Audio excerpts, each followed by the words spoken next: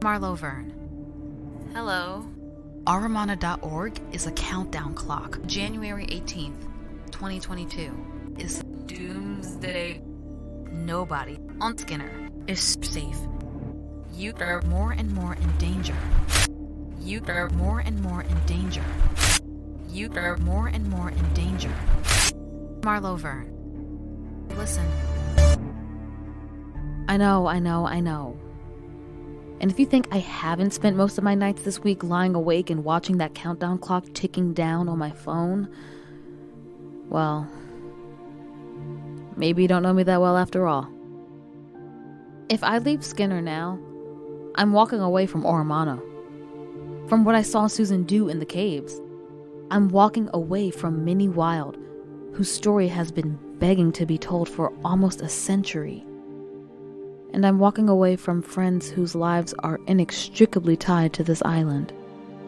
After all, that tape doesn't say I'm the only one in danger. I'm Marlo Verne, and this is what happened in Skinner.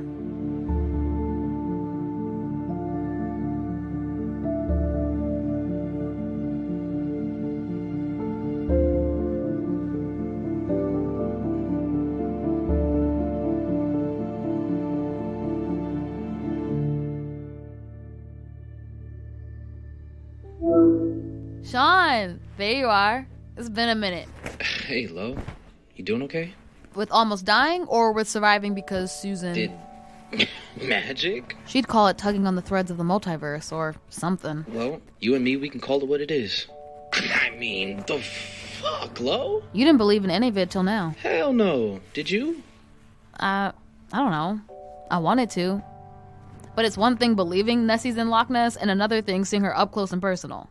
In this analogy, were you sleeping with Nessie for 2 years without realizing it? Because it raises a whole lot of... Shut up. You backing up? Yep. Oh, good call. When do you get home? Home? Oh, I'm going down to Susan's for Christmas. Oh. Yeah, Susan's been having a rough time lately, so I wanted to be there for her. Oh, okay. What? Just... You proved it's real. Showed the world a lot of crazy shit. Now they know what Oramana is, who the people are, maybe case closed. Jim Fish isn't case closed. Tanner isn't. The disappearances, Jasper Cook. Yeah, but like... But what? Lo, part of Urbex is knowing when shit gets too sus. You gotta know when it's time to bounce, and you might not have that instinct yet. There's a lot left to do. That message... Don't play with that, for real. We get weird shit all the time, Sean. It's part of the internet. Remember after that YouTube guy made that video about us and he kept saying... That was when we thought this was just some eyes wide shut shit, but... Lo, if that warning is real, if what they can do is real, how are you gonna fight that? Susan can. But you can't. We can't. If you're in trouble, how would I even... You could just come out here for Christmas. Ha! I'm gonna be upstate. Yeah? Yeah. Dad bought me a train ticket. So, that's that. Where upstate? Near Syracuse. Oh. What's that face? Nothing. Just... You'll be really close to Carlton Island. And what's on Carlton Island? An abandoned Oramana mansion. Susan thinks there might be a link to something she's researching, but... I get it if you want to take a step back. Yeah. Okay. I gotta. Yeah, you do. Damn you. I'd been thinking about the history of Oramana ever since Imogen and Lissa showed me that mural of Chikavani at Island Light, about how he rewrote the rules of reality when he walked out of that blizzard. I hadn't really planned on sending one of my best friends down what I thought was a long, cold trail, but when I saw the chance, I jumped at it. Like I was still new to all of this, like it was all still a game. I'm going to ask that none of you go out there for reasons that will become obvious. Anyways, I sent the danger clip to Susan, Rex, and Greg. Greg hasn't responded to anything since that day in the cave, but it felt too weird to make a new group chat. You grow more and more in danger. You grow more and more in danger. You grow more and more in danger. Marlo Verne. Listen. That's it? That's your whole voice message? Kinda sums it up, right? What was the email address that sent it? String of random numbers. Total burner account. So then it could have come from anyone. And it could just be someone's idea of a joke. Probably. The countdown clock's been out there since, episode 1? Low-hanging fruit. Unless it was whoever Nash was talking to in the code, but, Still no ideas who that was? honestly, it's been a little harder to get some of the covens on the phone lately. Are you at Island Light? Yeah, lot of holiday busy work. You two want to come by? Can't promise we won't make you help out, but... Busy work sounds kind of great right now, honestly. For real. Be there in 20? Grab a coffee and make it 30, Marlo. Susan and I need to have a quick chat. We do?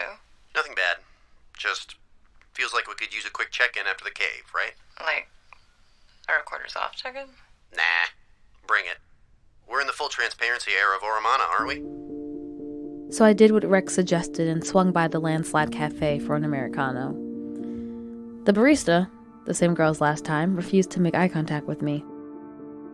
On my way over to Island Light, I spotted a familiar shock of red hair kneeling over something in the middle of Main Street. Hey, Clem, what are you... Yeah, not a pretty sight, is he? For a brief, horrible moment, I thought Clem was standing over a corpse, prodding at it with her foot. But then I recognized the man's face. His narrow lips and furrowed eyebrows. And, okay, yeah, the fact that he was made of bronze. Looks like someone tipped old J.B. Wild last night. You wouldn't know anything about that, would you? Just that he definitely had it coming. So this does have to do with that podcast of yours, then? Yeah, probably. I'll have Wes recap it for me when he gets back on the island. He's become quite the bona fide whisper. Any theories you might be able to offer on this? With some effort, she flipped the statue over. Across J.B. Wild's back, someone had graffitied, "Inheritor Scum." Huh. Ring any bells? I'll ask around. Yeah, you do that. Hey, Vern. Yeah, You in over your head yet? I'm still swimming. For now. Well, you know where to find me if that changes. So, you wanted to talk? I did. Good. I did too. You, heard the latest episode? Yeah, I've never done anything quite like that before. me neither. I mean, that was some crazy channeling, and the outcome was instant. Right? Well, there weren't too many other ways the luck could manifest in that situation, I guess, but still, you obviously harnessed a lot of power. How did it feel? Honestly, amazing. Insane, but amazing. It's like everything felt a little more? Like, not clear, but I could feel more of the bits and pieces of the universe. I'd love to hear more about it. The channeling you were doing sounded different. I mean, I didn't really know what I was doing, to be honest. I wasn't even thinking. Well, maybe you could think about it and show me how sometime? Yeah. I could try. Well, do you think it's because we're getting closer to the alignment? That something so direct could happen? Almost definitely. Maybe the echo from the cave amplified the vibrations, or if the wild bloodline is connected to the alignment somehow, your inherited power could be getting even stronger. Do you think that might be something that can happen? Maybe. Something to think about. Either way, I think you impressed a lot of people. Not everyone. Greg? He won't answer my calls. I went to his place, he wasn't there. He sent like one text saying he doesn't feel well and can't talk. I mean, what happened was probably a lot for him, too. I know. I just thought everything would be easier once he got it. Hey, you tried to show him the truth. From the beginning, that's what he asked you for, right? No more secrets? And that's what you gave him. He'll come around. Maybe. And it probably gave him a new perspective on that generational hex. I'd need space, too. From you in particular. I tried to transfer him some of my trust. But he was all evasive about giving me his bank info, though I guess it was, before the case. You know, I don't think it bothers most of you like that. What does? Knowing that your family spent generations stealing luck and power just to make themselves stronger and richer and luckier than the rest of us who start from scratch. It's cool that you care. No one ever described it to me that way. As stealing. All my life, but you're right. That's what it is. Do you think they knew? My parents about the hex on the Skinners? I don't know.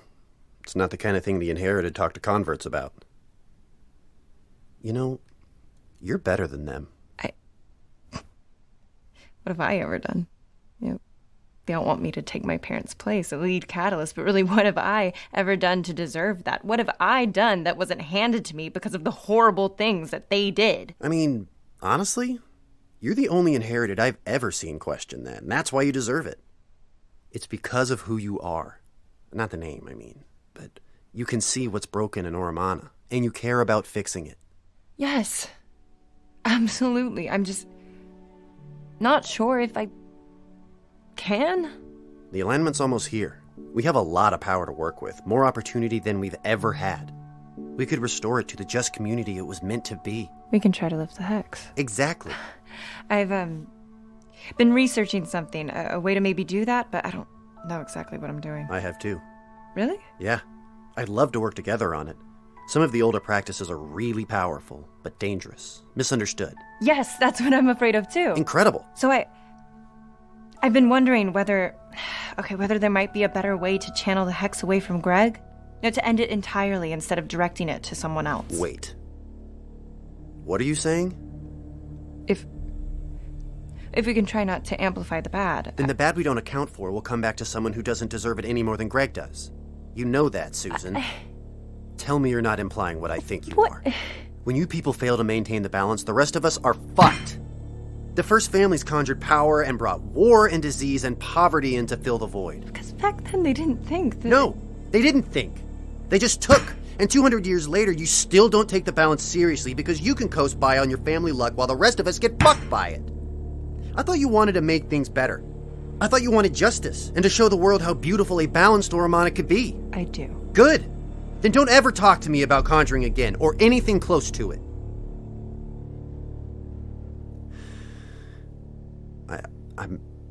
I'm sorry. It's easy for me to forget how young you are, how much you've been through. There's a lax attitude some of the Inherited have about the balance, and it hurts people. But I shouldn't have snapped like that. Sorry. I feel so much hope when I see not just how much power you have, but the person behind that power.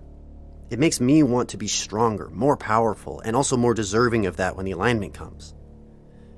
You're a role model for me in a lot of ways, and I want you there. We can undo the hex on Greg and all the other hexes on people who don't deserve to carry that weight. I trust you more than any of the other Inherited. And I want to do that together. That means a lot. It means a lot to me too, you know. But you're not like them. Yes? Marlo's here. Right, here I come. You invited her? Mm-hmm. Figured we could use some help with those boxes, right? She's out front with Jen. Thanks, Jason. Be there in a sec. Hey, Sorry. You know, I really am glad we're talking about this stuff, and I shouldn't have assumed the worst of what you were saying. No, it's fine. Can I, ask you something else? Of course. Anything. Do you think that someone on Skinner was hexing Marlo? Yeah, back with the nosebleed and the plates and everything. I wish I could say no, but it's totally possible. Why? Something Jason and Imogen said the other day about her nosebleed and things they've said about people laughing at Oromana. Do you think it's possible that if they didn't like how she talked about the service we recorded, they might have... That's right when it started happening. It was the blood she laughed at, and then she bled. Damn it. I really hope you're wrong, but it's true they sometimes want to take things a bit too far. It's not impossible. Could you maybe talk to them? Just see? Yeah, 100%. They'll listen to me. Thank you. I should have thought to do it sooner. Thanks for bringing it up. Yeah, I just don't want Marlo to get hurt. She's doing her best. She's doing great.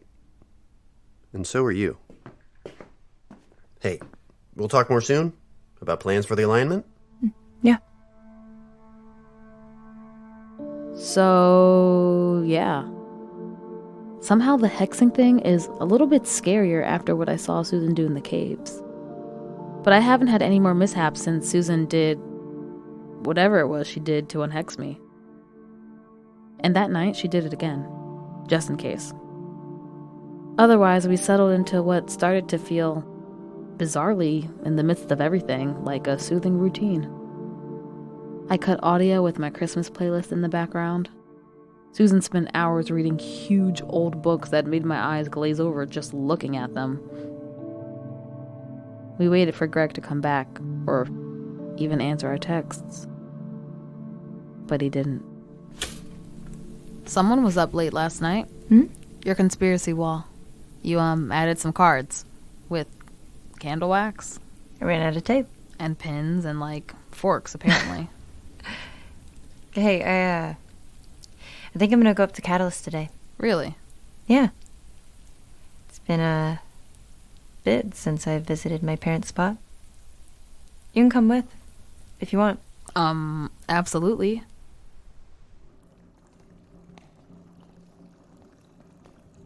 Wow.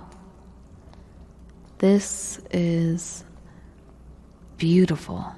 My parents designed this. My mom loved gardens and greenhouses. They did a lot on the Catalyst project, but this space was special. The solarium at Catalyst felt a little unreal. Like a luxurious garden in a palace somewhere. It was beautiful and, like the rest of Catalyst, unreasonably huge.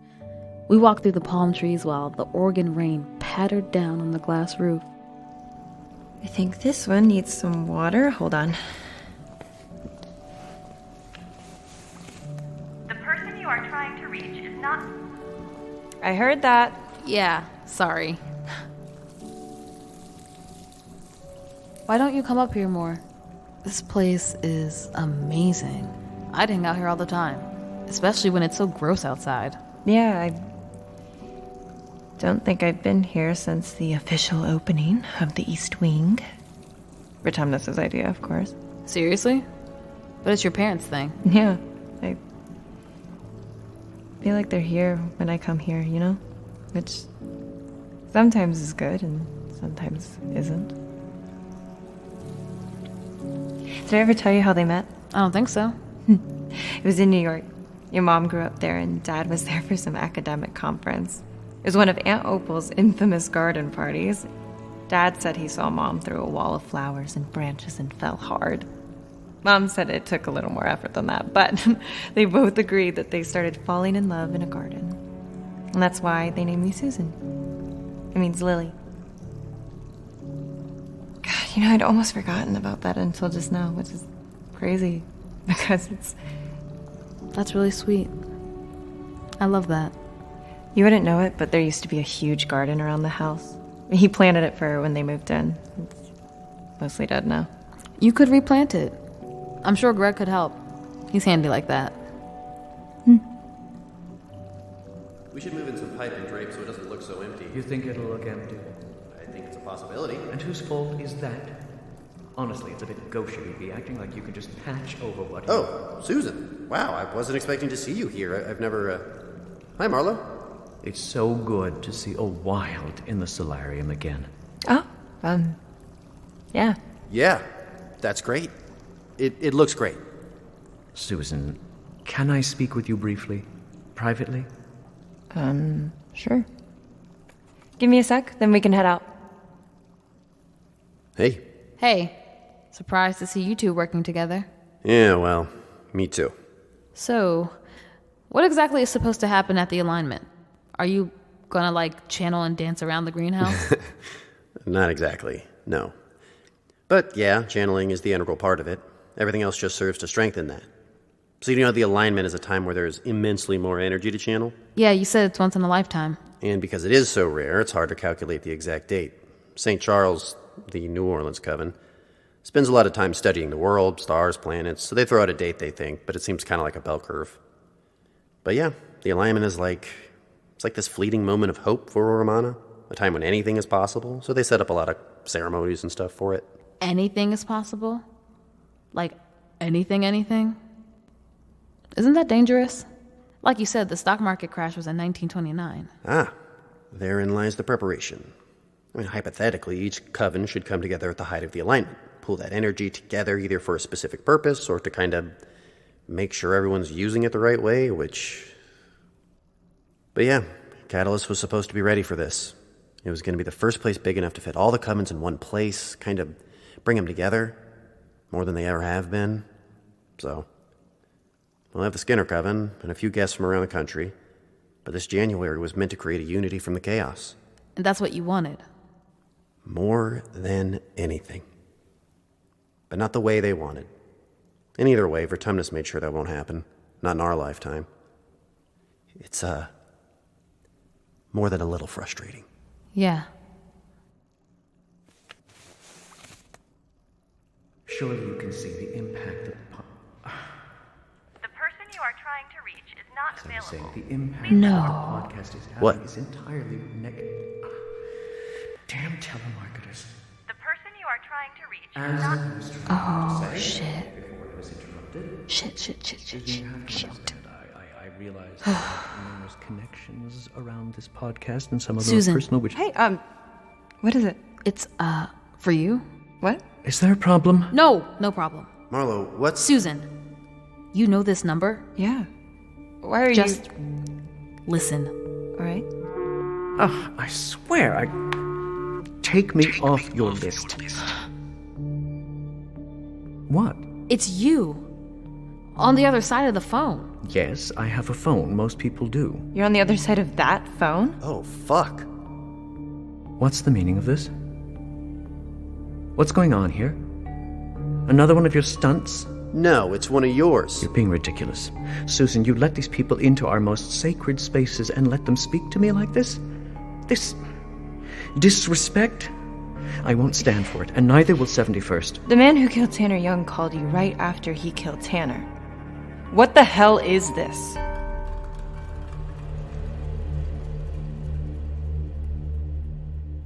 It was you calling all this time? Oh, this won't do at all. He huddled in the corner of the solarium, eyes wide and glassy, his cell phone clutched in his hands. Susan, Rex, and I stood in a wide semicircle around him. For a long moment, none of us moved. Then Vertumnus turned his back on all of us and began tapping furiously on his phone. What are you doing? You know you can't just call another hitman on us, right? This is not the moment to be facetious. That's for damn sure. Oh, shut up. Who are you calling? I need you at Catalyst. Now. Who was that? Don't worry, Susan. You're perfectly safe. Oh, God, this has all been such a farce. This ridiculous fucking town, this backwater coven. What happened to Tanner? No comment. He just wouldn't listen. He had plenty of opportunities to take the post down. He was breaking the law, you know? Opening other people's mail is a federal crime. Everyone knows that. Even those trolls on the internet, they all tried to tell him. He puts a couple of pictures of conduits up on Reddit, and you kill him? A harmless kid? I didn't kill him, obviously. You and Cielo were unleashing all your ridiculous publicity stunts. And then on top of that, 71st started shipping everything out in advance of the alignment, and suddenly, Aramana started cropping up on a few of the most ugly, unwashed, uncivilized corners of the internet. I wasn't going to stand for it. I sent Nash Morehouse to talk to the boy, but he just wouldn't listen. So, I found somebody who said making people listen was his specialty. What happened next wasn't supposed to happen. How could I have known? It's deeply regrettable. Susan, I've regretted it every day. And you benefited from it too, Rex. I'd be disappointed if you couldn't see it that way. Then you might find yourself disappointed, Vertumnus. So you paid Jim Fish or Jim Roach or whatever his name is to come out here and what? Just push Tanner around a little? So then who killed him? I think that's quite enough. Philippa Abernathy stood in the doorway. She was breathing hard. Clearly she'd come running when Vertumnus called, but she was so calm somehow. Straightening her clothes back into place and brushing her hair back, she looked around the room, making steady, unwavering eye contact with each of us in turn. Vertumnus, what have you said? Nothing. Miss Vern, do you have that recorder of yours running? I never consented to that. I never consented. Philippa? Susan, honey, can we step outside and talk? Just us? I don't understand what's going on. Why are you... No, I think we all need to stay right here and have a conversation about what happens next. I think it's already been handled, Magister. What does that mean? What does that mean, Philippa? Is that a... That's definitely a helicopter. Is that coming from me? I believe so. To do what? Vertumnus Hall. Van Tassel Hall. You're one of us. How dare you insinuate something like that? And after everything we've done for you? You should go pack. They arranged a comfortable place for you. I think down south. But you know you can't stay at Catalyst after this. But what about the alignment? What about the alignment? What about You're Tanner? actually gonna let him walk away from this? Get your hands off me, Ryan!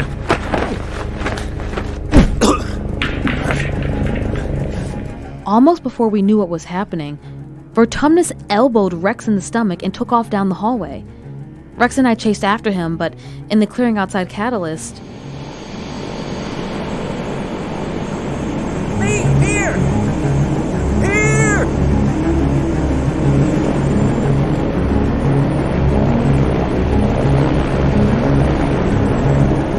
we caught our last glimpse of Vertumnus Van Tassel Hall.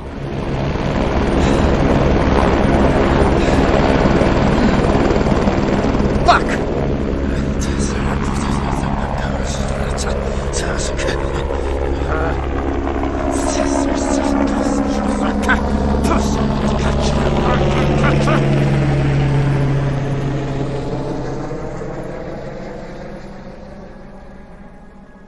Susan, honey, wait. Where are you sending him? The important thing is he's gone.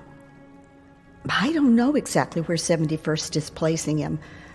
Honestly, it's probably somewhere nicer than he deserves. He's an incompetent, vindictive man. Catalyst should never have been entrusted to him. But you protected him. Or 71st did? They sent that helicopter to Fort Gray. It's terrible, I know. But Vertumnus hadn't made any sort of contingency plan. Can you believe? He was in over his head. And Milton and I obviously haven't encountered anything like that before. We said he should turn the man in immediately, of course. Right, of course. But Vertumnus was too afraid of implicating himself. We had to call 71st. What else could we possibly have done? You could have turned them in. The pair of them. And compromise Catalyst on the eve of its grand opening? Compromise Oromana? We didn't know what to do, and we didn't want to make the wrong decision. Not when it would mean risking everything your parents worked so hard for, their legacy. If I've learned anything this past month, it's that legacy is used to excuse horrible things. Oh, honey, I'm so sorry. I didn't want to burden you with any of this. You were already going through enough. Milton and I paid out of pocket for Tanner's funeral expenses. We'll be sending his sister to college in the fall. Well, anonymously, of course. We make good from the bad, like we always have. You're proof of that, aren't you, sweet girl? Me? J.B. Wilde and his misbegotten sister, using innocence for living conduits, conjuring a landslide that could have destroyed the island. But they brought us you and your father, two of the truest people I've ever met. I know you've had so much on your mind, honey, but with that vile man finally gone, perhaps it's time for someone to steer Catalyst in a truer direction. I can't. Not like this.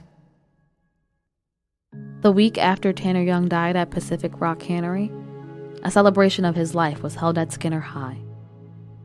His principal spoke. His a cappella group sang. On the Discord, we held a vigil of our own. We lit candles and poured out a little whiskey and wine and White Claws from cities all over the world and sent each other the photos.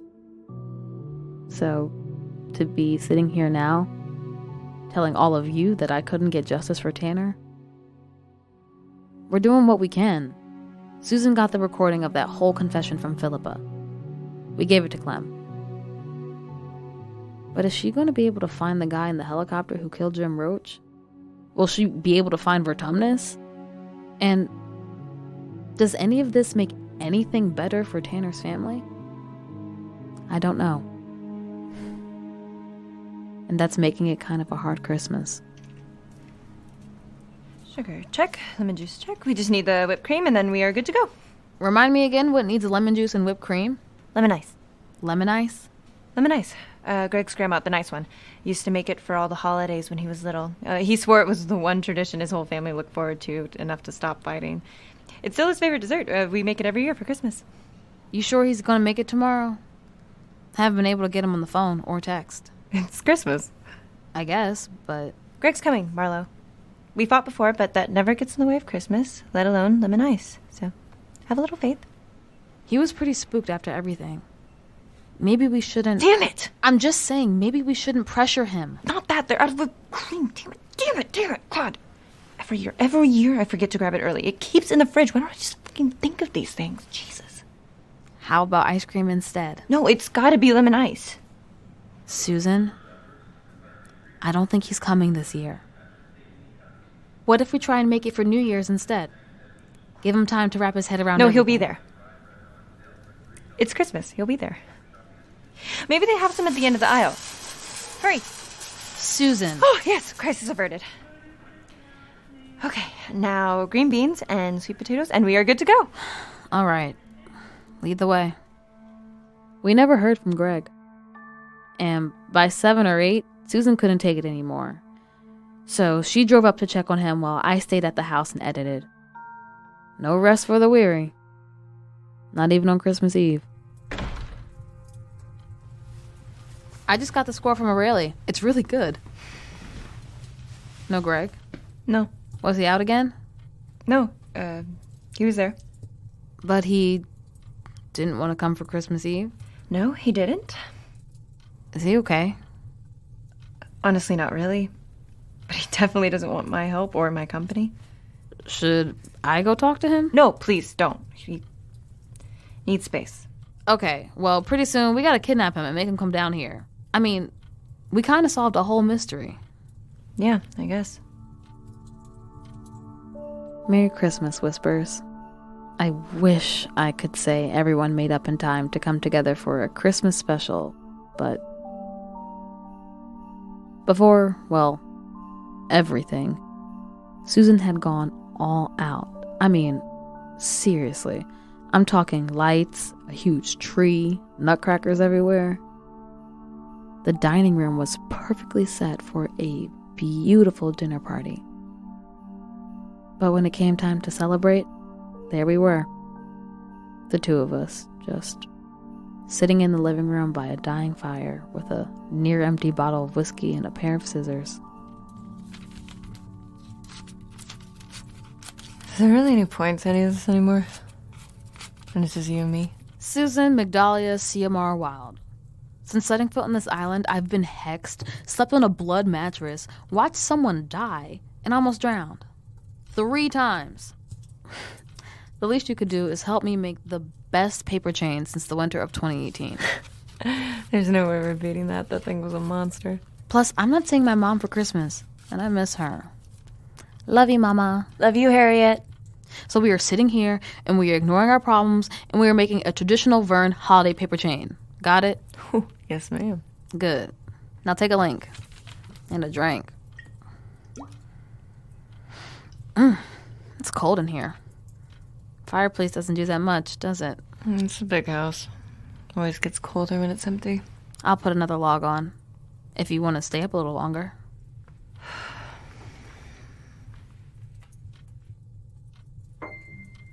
I haven't heard you play once the whole time I've been here. We used to have a lot of people over all the time, especially during the holidays. When the old families came to visit, they'd bring me little gifts from all over the world, and they'd stay for the weekend. My parents would have these big gatherings. They were so fun. They knew how to make people feel safe, welcome, at home. Not how people see the Wild House anymore. No one to blame but me for that one. Sometimes it felt like we were running a boarding house. I hated that growing up. But now I miss it. Well, you still got one. Ugh. Did we blow Christmas? We can still have Christmas, Susan. I'm happy you're here. Yeah? Yeah. Susan?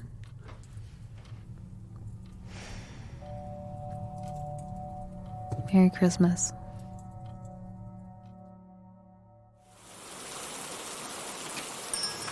On the second day of Christmas. Hey! Surprised you're here. Where else would I be? With family. I am. Got Ricky, the hotel, you. Ricky? You know, Ricky. Ah, Ricky. Yeah. Susan had a ton of Christmas leftovers. Want some? Oh. Oh. Yeah, I know. She tries. The green bean casserole is actually pretty alright, though. Well, thanks, Vern. I don't usually get a holiday meal with someone. Well, I could hang out till the storm passes. Oh. That'd be, I guess that'd be all right. You come back here, I'll pull up a chair. So, he's just gotten back to Venice after his first surgery. Dr. Madison doesn't know that they were in love last season, but then she married his cousin. Hey, from the Lusitania room, whispers. As I'm sure you can still hear, that rain never let up. In fact, it got way worse.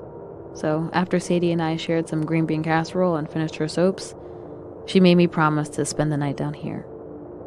It was odd, being back where I started after so many nights at Susan's. Not quiet, obviously, but lonely. But the next morning, I woke up to a voicemail that got me a little, it freaked me out. It freaked me out a lot. Hi, Marlo, it's Angela. I'm trying to get a hold of Sean, and he mentioned you two have been working together on something lately.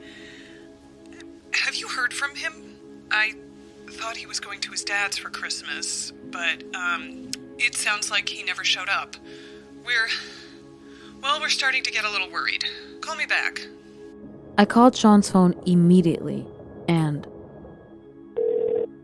This number has been disconnected. So, yeah, okay, maybe he forgot to pay his phone bill. But maybe he went to Carlton Island. Or maybe he never made it to Carlton Island. I spent the whole day on the phone with police on the East Coast, none of whom were any help. One officer told me some people just get weird about the holidays. So, an hour or so ago, I got a Discord notification. It was a post from Sean. I'm resigning as moderator. I am no longer affiliated with this project. I hereby have no affiliation to or connection with Aramana. Do not contact me. Marlo, shut this project down. People are getting hurt. Sean? What the fuck? Wait, was that real? Oh. He quit the Discord. Was that post even him? It didn't sound like him. I don't know. I don't know. You said he was taking Amtrak upstate, right? I'll start digging into the security footage. Just... please, y'all. Be really careful until we know what this is. So, yeah. Between that and the recording, Between that and the recording, between the recording and Sean's message, I'm feeling a little, Sean's message left me. I'm just really fucking freaked out. I don't know what to do. I'm Marlo Verne, and this is what happened in Skinner. Between everything that's been happening, the fever dream I've been living in the past 9 weeks is starting to feel more and more real. But my work's not done. I'm Marlo Verne, and this is What Happened in Skinner. Sure, good enough.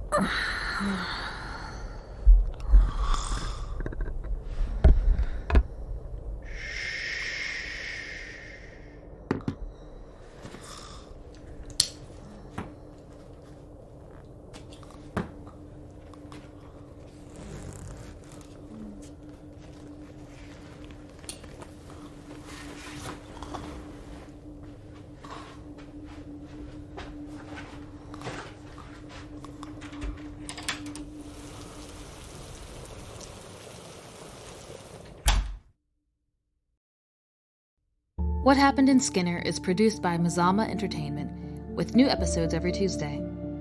Original music by Aurelie Webb. And I'm your host, Marlo Verne.